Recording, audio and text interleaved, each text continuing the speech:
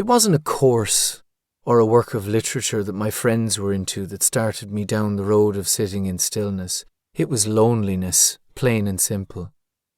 When the penny dropped, it was not a sunny day.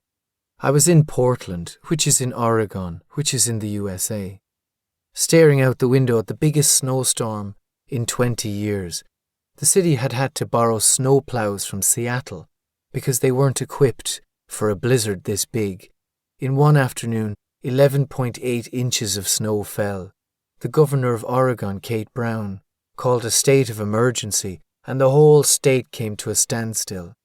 Not that anyone could have gotten very far. Down my quiet street, it was up to 5 feet. Vast slabs of snow sat heaving off the rooftops of all the cars. Our night's filming had been cancelled, and tomorrow's forecast meant that tomorrow night's would likely fare the same.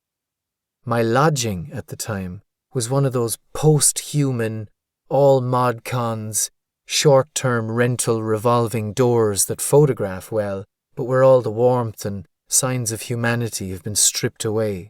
There was a futon, a smart television, a fitted kitchen complete with glassy dining table set, and an ensuite double bedroom upstairs. Gazing out the window of what had been the latest so-called home for about a week now, my mind was doing backflips. I was screaming silently at myself.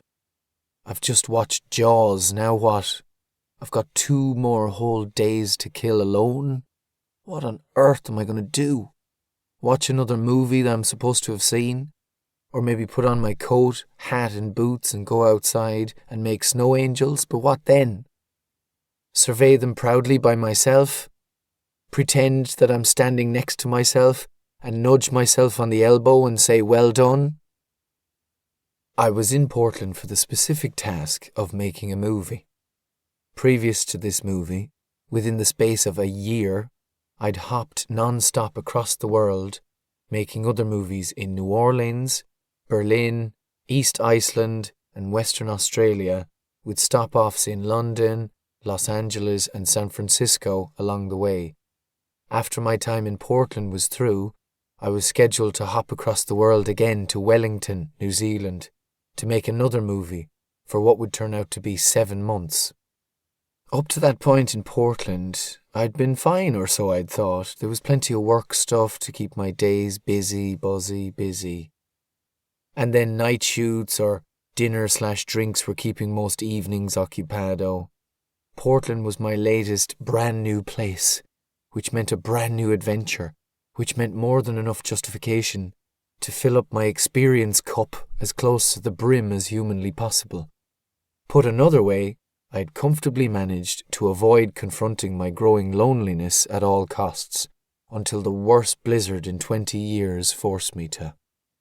The day was the 10th of January 2017, a white day in Portland history, when I was hit with the chilling realization that I'd become completely incapable of being alone with myself.